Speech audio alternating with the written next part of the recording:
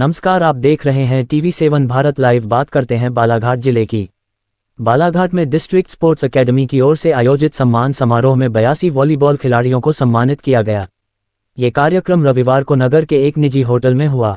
सांसद भारती पारधी, पूर्व मंत्री गौरीशंकर बिसेन, नगरपालिका अध्यक्ष भारती ठाकुर और पूर्व अध्यक्ष रमेश रंगलानी ने खिलाड़ियों को मोमेंटो, शॉल और श्रीफल प्रदान किए। डिस्ट्रिक्ट स्पोर्ट्स एकेडमी के संरक्षक और आयोजन समिति अध्यक्ष राजेश पाठक की अगुवाई में ये समारोह आयोजित किया गया। एकेडमी अध्यक्ष तपेश असाटी और समाजसेवी संजय सिंह कछवाहा भी मंच पर उपस्थित थे। बालाघाट में वॉलीबॉल प्रतिभाओं की कोई कमी नहीं है। जिले के कई खिलाड़ी पुलिस सहित कई विभागों में कार्यरत हैं। हालांकि यहां वॉलीबॉल अभ्यास के लिए एक उचित मैदान का अभाव है। वर्तमान में जो स्थान उपलब्ध है वह मैदान का एक छोटा हिस्सा मात्र है, जहां खिलाड़ी सीमित संसाधनों के बावजूद इस खेल को जीवंत बनाए हुए हैं। समाजसेवी राजेश पाठक ने बालाघाट में वॉलीबॉल को नई ऊंचाइयों पर ले जाने का बीड़ा उठाया है। इस पहल की शुरुआत खिलाड़ियों के सम्मान समारोह से हुई, जिसमें जिला, संभाग, राज्य और राष्ट्रीय स्तर पर प्रतिनिधित्व करने वाले खिलाड़ियों को सम्मानित किया गया।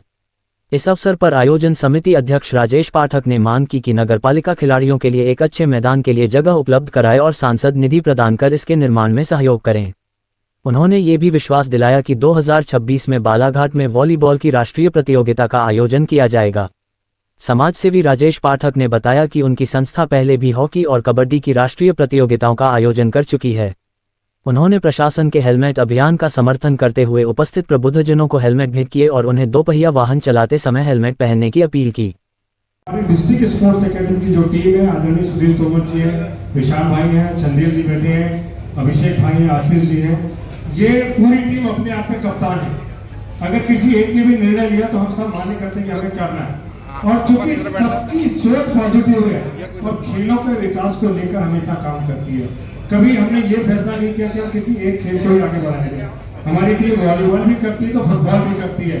कभी आपने देखा मैराथन लगातार करती आ रही है 1992 से।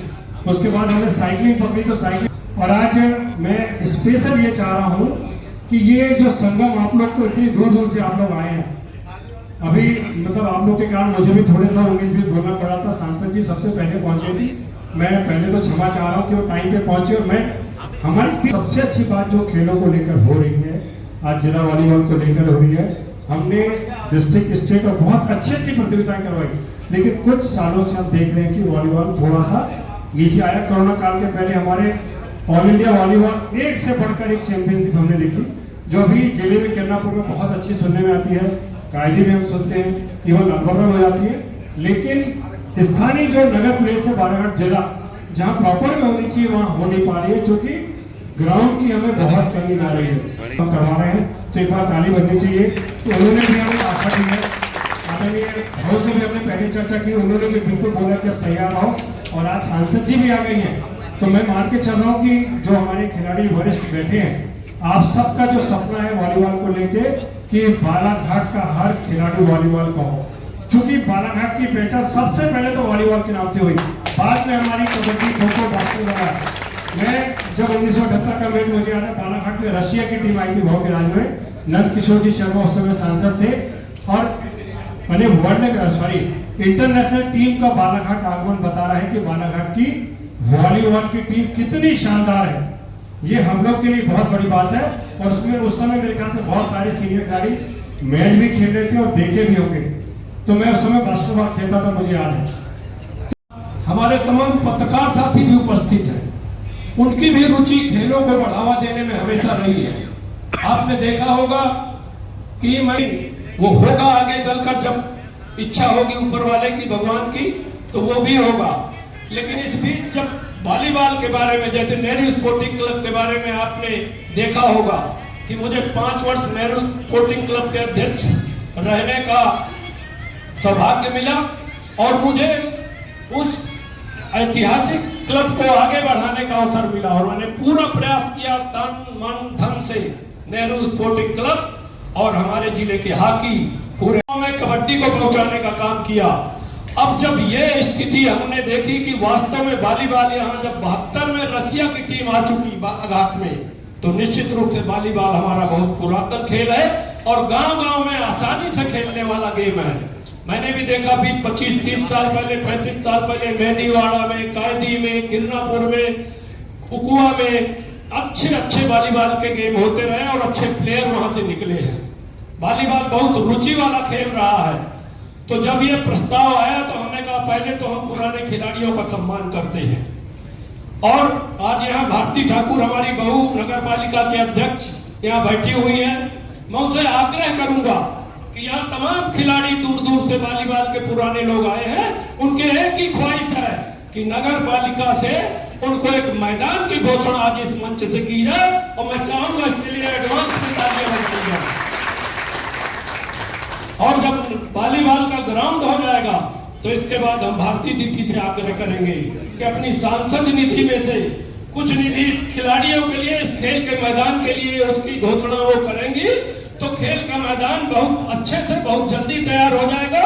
और मैं आपसे वादा करता हूं कि 2026 में जिस तरह से महाकुंभ इलाहाबाद और प्रयागराज की नगरी में इकट्ठा होकर करोड़ों लोगों ने स्नान किया, ठीक उसी तर्ज पर 2026 में हम नेशनल गेम बाल का कराएंगे, पूरे देश की टीमें हराएंगे और उसी मैदान में खिलाएंगे जो हमारी भारती ठाकुर जी और भारती पारधी जी के द्वारा इनके सहयोग से बना होगा। और गौरी भाव के आशीर्वाद से, रमेश भैया के आशीर्वाद से, हम सबके सहयोग से उसको ग्राउंड को भी बनाएंगे जल्दी से जल्दी और उसमें आयोजन की तारीखों के बारे में भी फैसला करेंगे। लेकिन 2026 क्रॉस नहीं होगा जब वॉलीबॉल का नेशनल महाकुंभ इस बालाघाट के मैदान में यहाँ आयोजित होगा। इतना हम करने का प्रयास करेंगे। यहाँ ऐसे कार्यों में हमारे मीडिया जगत के, लेकिन हमारे जिला प्रशासन, पुलिस प्रशासन के एक अभिनय पहल जो चली हेलमेट के रूप में कि सबको हेलमेट लगाना चाहिए, ये अच्छी पहल है। हमारे सब वरिष्ठ नेतागण भी यही चाहते हैं, सबने अपील की अपनी अपनी तरफ से। तो आज मैंने पत्रकार साथियों के लिए भी दिवाली मिलन के उपलक्ष्य में मैंने कहा सबको एक एक हेलमेट हमारी तरफ से प्रदान किया जाएगा ताकि लोग हेलमेट चला के, पत्रकार समाज का जो भी दर्पण होता है, जब पत्रकार लगा के हेलमेट चलेंगे तो लोगों में एक संदेश जाएगा कि सबको हेलमेट लगाना चाहिए और नियमों का पालन करना चाहिए। ज्यादा कुछ की इस मंच से ग्राउंड की घोषणा हो जाएगी और मैं आप लोग को आश्वासन देता हूं कि जैसे श्री राजेश पाठक जी ने बोला है कि 2026 में बालाघाट में वॉलीबॉल का कुंभ होगा, तो उसके पहले जो अर्ध कुंभ होता है वो हम वाराणसी में कर लेंगे। जैसा कि आप लोग जानते हैं वाराणसी खेलों की राजधानी है, संस्कारधानी है। तोमर जी बोल रहे थे कि वनगंगा के इधर लालिया हूँ, इधर आते रहते हैं। ये बात अलग है कि वाराणसी के प्रोग्राम थोड़े भव्य हो जाते हैं। तो मैं देखता हूँ वाराणसी में हम लोग ने वॉलीबॉल बहुत पहले से खेला है और पिछले कुछ समय पहले एक दुखद घटना भी हो गई। वाराणसी में वॉलीबॉल में बहुत ही भाग लेने वाले, बहुत ही मन से काम करने वाले राजेश डेकाटे, बूटा जिनको हम लोग बोलते थे, जो छत्तीसगढ़ में खेल अधिकारी थे, उनकी डेथ भी हो गई थी। हम उनके परिवार से और तमाम वाराणसी के खिलाड़ी, कायदी, सरंडी, मेहंदीवाड़ा, जहाँ पे भी खिलाड़ी होती है, इनकी एक हम लोग बैठक लेंगे। और मैं चाहूंगा कि किरनापुर का जो टूर्नामेंट होता है उसके पहले हम लोग डेट मिला के वाराणसी में एक बड़ा टूर्नामेंट सिविल क्लब ग्राउंड में कराएं। और जब वाराणसी में टूर्नामेंट होगा तो आप समझ सकते हो कि वो कैसा होगा, तो बहुत अच्छा होगा। अगले साल बालाघाट में भी होगा। आज हमारे कार्यक्रम में बालाघाट नगर पालिका अध्यक्ष मौजूद है, सांसद महोदय मौजूद है, सभी बड़े कर्णधार मौजूद है। एक व्यथा, चूंकि मैं खेल संघों से जुड़ा हुआ हूँ, मैं चाहे बालाघाट हो या वाराणसी, एक व्यथा है यहाँ पे कि खेल मैदानों में यहाँ जो व्यवसायिक गतिविधियां की जा रही है उसके कारण ग्राउंड का बहुत ज्यादा नुकसान हो रहा है। अब उसमें ये बात भी आती है, बालाघाट में भी पिछले बार बात आई थी, आदरणीय देवेंद्र चंदेल भी बैठे भी बड़े ध्यान से मेरे देख रहे हैं क्योंकि ये बहुत से मेले भरवाते हैं। मेरा ये मानना है कि हाँ, आप लोग मेले तो भरवाइए, आप नेचुरली मेले कर रहे हैं तो व्यवसायिक भी हित रहता है, सामाजिक भी हित रहता है। तो एक दुकान लगी थी, फटाका दुकान के बाद में पूरे ग्राउंड पर गड्ढे कर दिए गए। अब जो पुलिस भर्ती के बच्चे दौड़ रहे हैं या जो खेल रहे हैं उनके पैर गड्ढे में जा रहे हैं। मैं परसों ये आदरणीय एसडीएम साहब से मिला था और मैं उनसे बोला था कि ये कम से कम एक जिम्मेदारी सुनिश्चित होना चाहिए कि यदि हम यहाँ का जैसे उत्कृष्ट मैदान है वहाँ खेल छोड़ के साल भर सब गतिविधि होती है, खेल बहुत कम होता है, तो कहीं ना कहीं जो कार्यक्रम हो रहे हैं व्यवसायिक हित में हो रहे हैं या सामाजिक हित में हो रहे हैं, मुझे लगता है कि वो जो करा रहे हैं आयोजक, वो भी सोच ले कि हम खेलों में एक योगदान दे रहे हैं। यदि वो 50 लाख का कार्यक्रम कर रहे हैं तो एक शुल्क हो जाना चाहिए कि 1 लाख रुपए ग्राउंड के लिए वो दे रहे हैं, तो उनकी सामाजिक जिम्मेदारियां भी पूरी होगी। और मैं समझता हूं कि यदि ऐसा करके 10 कार्यक्रम यदि जिले में एक साल में उत्कर्ष मैदान में होते हैं, तो यदि 10 लाख रुपए उस मैदान को मिल जाएंगे तो उसकी कायापलट हो जाएगी। क्योंकि लोग ये हो रहा है कि कार्यक्रम होने के बाद वहां जो अव्यवस्थाएं देखते हैं, कचरा देखते हैं, वो बहुत बुरा होता है और खिलाड़ी खेल नहीं पाते। वही स्थिति हमारे वाराणसी में भी होती है। जब हमने हॉकी का टूर्नामेंट कराए थे तो हमने 1400 ट्राली मिट्टी वहां डाले थे, बिना नगर पालिका के सहयोग के पर्सनल उससे डाले थे। लेकिन उसके बाद जब ग्राउंड की दुर्दशा होती है तो मैं समझता हूं सभी यहाँ जिले के कर्णधार बैठे हैं, हमको इस दिशा में भी सोचना पड़ेगा। वॉलीबॉल ग्राउंड की बात है, खेलकूद ग्राउंड की बात है। आदरणीय जैसे भाभी जी अभी सांसद खेल महोत्सव चल ही रहा है पूरे जिले में, बालाघाट जिले में भी उसका बड़े पैमाने पे आयोजन होगा। तो ये एक बहुत ही सस्ता खेल है। कबड्डी और वॉलीबॉल ऐसे खेल है जिसमें कोई खर्चा नहीं आता है। 2 खंबे गाड़ के आप नेट लगा दिए तो वॉलीबॉल हो जाती है, और लाइन बीच से खेलती है तो कबड्डी हो जाती है। तो कहीं ना कहीं कबड्डी तो अभी यह है कि आईपीएल के कारण तर्क पे जिस टाइप से कबड्डी में अभी प्रो कबड्डी हुआ है, तो उसको पूरे देश में पहचान मिल गई है। रोज 8 बजे लोग टीवी के सामने बैठ जाते थे कि हमको कबड्डी के मैच देखना है, बहुत इंटरेस्टिंग होता है। लेकिन कहीं ना कहीं वॉलीबॉल अभी उस तर्ज पे देश में आगे नहीं बढ़ पाया है। तो मेरा मानना है कि वॉलीबॉल संघ के माध्यम से कि कहीं ना कहीं जब तक लोगों का, बच्चों का इंटरेस्ट नहीं आएगा, और इंटरेस्ट आएगा कैरियर से। ये खेल जॉब के लिए बहुत शॉर्टकट है। आपने बताया कि तमाम जॉब जिन लोग को लगा है यहाँ खेलों के माध्यम से वो लोग बैठे हैं, तो कहीं ना कहीं हमें बच्चों में ये चीज लाना पड़ेगा कि अभी एक सबसे बड़ी बीमारी चल रही है मोबाइल। अभी हर बच्चा ग्राउंड में जाने के बजाय गर्दन झुका के मोबाइल देख रहा है। तो ये सभी का प्रयास होना चाहिए कि हम उन बच्चों को ग्राउंड की ओर कैसे ले जाएं। एक अच्छी सोच के लिए और एक अच्छी पहल के लिए डिस्ट्रिक्ट स्पोर्ट्स एकेडमी की पूरी टीम को बहुत सारी शुभकामनाएं और बधाइयाँ। बहुत सी बातें सामने आई और अभी हमारे वरिष्ठ वक्ता बैठे हैं, उनके द्वारा भी आएंगे मार्गदर्शन के रूप में। सबसे पहले तो मैं एक अच्छा जो संचालन करते हैं, देख रेख करते हैं, उन सभी को बहुत सारी बधाइयाँ दूंगी कि उनका ध्यान इस ओर आकर्षित हुआ कि लगभग जिले भर से 90 खिलाड़ियों को एकत्रित करके, न जाने कितने महीनों से उनका ये प्रयास चलते रहा होगा, उन्हें सम्मानित करने के लिए आज ये कार्यक्रम आयोजित किया। जहाँ मेरी चर्चा हुई तो उन्होंने बताया कि बहुत लंबे समय के बाद ऐसे खिलाड़ियों का सम्मान जिला मुख्यालय में किया जा रहा है। ये एक अच्छी पहल है।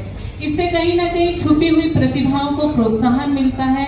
लोगों की जो उमंग कहीं ना कहीं खो जाती है, वो पुनः एक नई ऊर्जा के साथ लोगों के सामने आती है। तो एक अच्छी पहल के लिए भी आपको ढेर सारा धन्यवाद।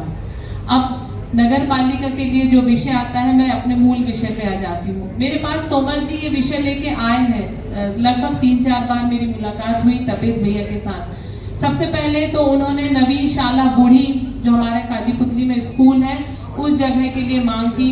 तो भाव से स्वीकृति लेके बात करके वो जगह उन्हें दे भी दिए कि आप यहाँ खेल चालू कीजिए, बच्चों की प्रैक्टिस चालू कीजिए।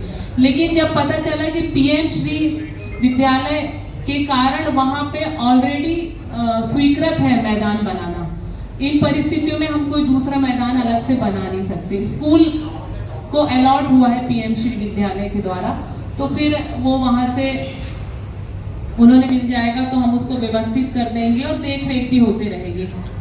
मैंने वहाँ की जो मुखिया है, कोई खटीक मैडम है, उन्हें बुला के बात की। तो उन्होंने उस समय तो ठीक है मैडम बात कर लेते हैं, मैंने कहा आप बताइए। फिर इसके बाद भाऊ से भी चर्चा हुई, फिर उन्होंने अपनी कुछ परेशानियां बताई, इस वजह से वो भी कैंसिल हो गया। फिर तीसरा मैंने कहा कि आप खुद भी सर्च कीजिए कि शहर के अंदर कहाँ जगह बची है मैदान के लिए। तो मुझे नहीं लगता कोई जगह बची है। सारे हमारे एरिया कमर्शियल हो गए हैं, व्यावसायिक हो गए हैं, आवास में कन्वर्ट हो गए हैं, बहुत सारी भूमि का अधिग्रहण भी हो गया है। तो इसके बाद फिर मोती गार्डन के बाजू में भूरा भगत चौक के पीछे एक जो ऊंची सी जगह जो अभी रंगलानी जी जिसकी बात कर रहे थे, मेरे दिमाग में वो जगह बहुत दिन से थी। वहाँ हम पहले हॉकर्स जोन शिफ्ट करने वाले थे कि वहाँ हॉकर्स जोन बनाएंगे। इसके बाद फिर हॉकर्स जोन के लिए दूसरी जगह देख लिए तो वो जगह खाली थी, तो मैंने कहा जब तक अभी कोई दूसरी जगह नहीं है, क्योंकि हालांकि मुझे लगता है बहुत कुछ उससे लगी हुई जमीन रोड मत की भी होगी, क्योंकि अभी वहाँ जो 60 परिवार के लोग रह रहे हैं दूध डेयरी वाली रोड में, वो उन्हें भी वहां से विस्थापित करने का जो एक नोटिस आया है कि वो रोड मत की जमीन है उसको आवास में नहीं दे सकते। तो मुझे लगता है वो भी पूरी जगह शायद कितनी मिलती है, तो वो मैंने इनसे कहा कि बात कर लेते हैं पहले उसका पूरा ड्राइंग। कुछ देखने वाले आएंगे तो बैठक भी लगेगी। सिर्फ हम ये नहीं सोच सकते कि एक हम वॉलीबॉल का ग्राउंड बना दें, वहाँ नेट लगा दें। हमको आसपास का भी जो उसका इंफ्रा होता है उसको भी देखना पड़ेगा कि डायरेक्ट रोड से लग के हम नेट नहीं लगा सकते, तो वो इंफ्रा के कारण हमको उतनी भूमि पर्याप्त होना चाहिए। तो ये विषय अभी मेरी तोमर जी से बात हुई। फिर इसके बाद ITI के पास पर्याप्त वो ही एक ऐसी जगह है हमारे शहर से लगी हुई, हालांकि आउटर एरिया है, लेकिन आप नजर घुमाएंगे तो शहर से लगी हुई सिर्फ ITI ढीमा टोला की ही वो जगह है जहां प्रधानमंत्री आवास के जो फ्लैट्स बने हुए हैं, प्रधानमंत्री आवास के फ्लैट से लेके संजीवनी क्लिनिक के बीच में जो खाली मैदान है, फिलहाल में हमारे पास शहर के अंदर वही जगह खाली है जहां हम खेल मैदान बना सकते हैं। तो वो मैंने कलेक्टर साहब से भी बात की थी, तो कलेक्टर साहब ने उसके लिए कह दिया था कि इसको दिखवा लेते हैं कितनी जमीन है ITI वालों की छोड़ के और जो हम खेल मैदान के लिए दे सकते हैं। हालांकि वो ऊंची नीची जमीन है, भरन बहुत लगेगी वहाँ, लेकिन अगर सबका सहयोग होगा, आदरणीय भाव के सहयोग से, तो वो कोई कठिन काम नहीं है। वो हमारे शहर के अंदर की भूमि है और चूंकि प्रधानमंत्री आवास में जो लोग रहने जा रहे हैं वहाँ के लोगों को भी सुविधा देने के लिए हम चाहते हैं कि वहाँ एक खेल मैदान डेवलप हो। तो वो कोई अब तो वहाँ रहवासी क्षेत्र बन गया है, सड़क भी बन गई है और विद्युतीकरण भी हो रहा है, तो कोई बहुत मुश्किल काम नहीं है अगर वो जगह हमारी सैंक्शन होके हम उस पर काम चालू करते हैं। तो ये तो सारे कभी किसी काम पर विराम नहीं लगता, कुछ दिनों के लिए व्यवधान जरूर हो सकता है। फिर मुझे याद है तोमर जी अनेक बार वॉलीबॉल के मैदान के संदर्भ में बड़ी दृढ़ता के साथ अपनी बात को रखते हैं और बड़े आत्मविश्वास से भरे होते हैं। जब हम यहाँ आए तो उनका हम विचार सुन रहे थे कि उन्होंने उन घटनाक्रमों को यहाँ पे रखा जिनके संदर्भ में उन्हें प्रेरणा मिली, और उसी प्रेरणा का परिणति है हम सब लोग भी सोचते हैं कि यदि आज यह हमारा सम्मेलन नहीं होता, वरिष्ठ वॉलीबॉल के खिलाड़ियों को हम यदि याद नहीं करते, तो शायद आज का चिंतन परिणाम पे नहीं पहुंचता। मैं रंगनानी जी की बात को आगे बढ़ाना चाहूँगा और मैं भारती ठाकुर जी तथा तबेद भैया एक बात करो, बाकी सब हो जाएगा। आज इतवार है, कल सोमवार और ट्यूसडे, कल ही जमीन का फाइनल करो।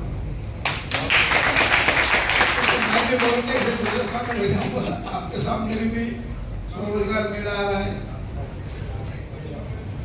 और दूसरा मेला तो चल ही रहा है, स्वदेशी मेला भी हमारे सामने, रोटरी मेला भी है। हम लोग रोज नित्य नए काम रहते हैं। एक जो छोटा सा है कि भाई वॉलीबॉल के मैदान का निर्धारण, तो उसके लिए 3 तारीख तय कर लीजिए, कल शाम तक इसका निर्धारण हो ही जाए, इसके बाद में अपन आगे बढ़ेंगे।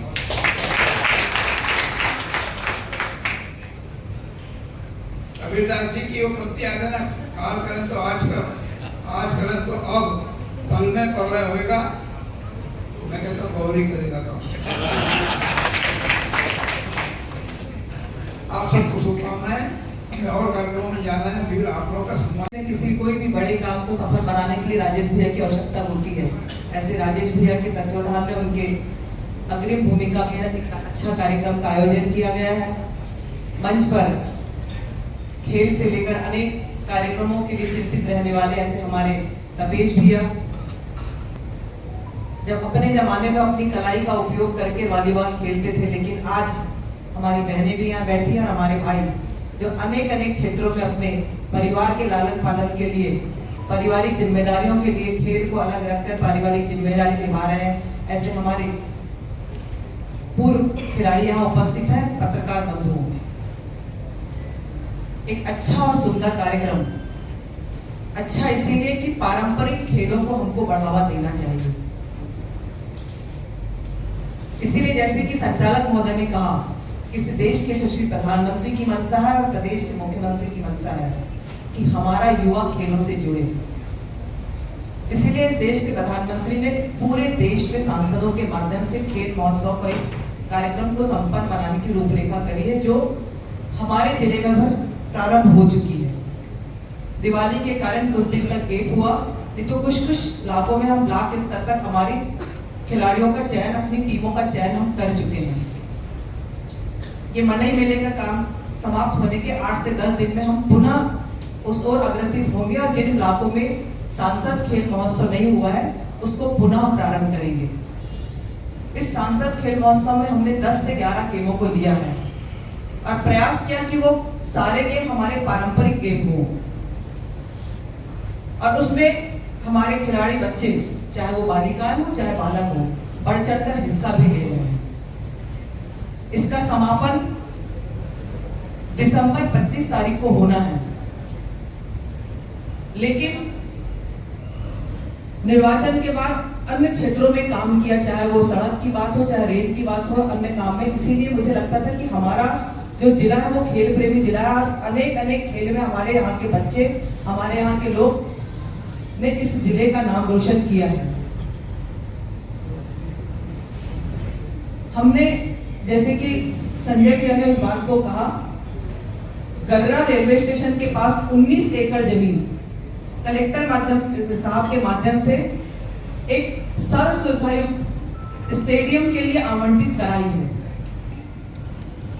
इसको हम एक सर्व सुविधायुक्त स्टेडियम के रूप में डेवलप कर पाए, जिसकी प्रशासनिक स्वीकृति और आवंटन के लिए मैं लगातार खेल मंत्री के संपर्क में हूँ और मेरी मंशा है कि जो 25 तारीख को हम खेल का समापन, सांसद खेल महोत्सव का समापन कर रहे हैं, उसको उन खेल मंत्री जी की डेट के अनुसार, उनकी सुविधा के अनुसार उनको बालाघाट लाने का मैं प्रयास कर रही हूँ। 2 दिन पहले जो मेरी उनसे बात हुई, उन्होंने पहले मुझे 24 तारीख के लिए कहा था, लेकिन चूंकि अभी वो बिहार चुनाव में है और उन्होंने मुझे 21 से 23 तक का समय दिया है और संभावना 23 तारीख की है कि हम उनको यहाँ पर लेके आए। और जब प्रदेश के खेल मंत्री यहाँ रहेंगे तो निश्चित तौर पर हम अपनी बात उनसे कर पाएंगे और उनसे कुछ न कुछ घोषणा तो जरूर कराएंगे। मेरा पूरा प्रयास है कि हम अपने जिले में जो हमेशा, जैसे हम रंगलानी जी कह रहे थे कि हम वाराणसी जाते हैं तो वाराणसी में उनका इंडोर स्टेडियम एक है, लेकिन जिला मुख्यालय होने के पास निश्चित तौर पर कुछ कमी हम लोगों की रही, जो हम अपने खिलाड़ी बच्चों को और खिलाड़ियों को बहुत अच्छी सुविधाएं नहीं दिला पाए। लेकिन धीरे धीरे हम प्रयास कर रहे हैं। आज उसका जीता जागता उदाहरण है कि हमने अपने हॉकी ग्राउंड को बहुत अच्छा बना लिया है। ऐसे ही आप सबका विश्वास और सहयोग यदि अगर बना रहेगा तो निश्चित तौर पर इस जिले के लिए हर क्षेत्र में अच्छा करने का हम प्रयास करेंगे।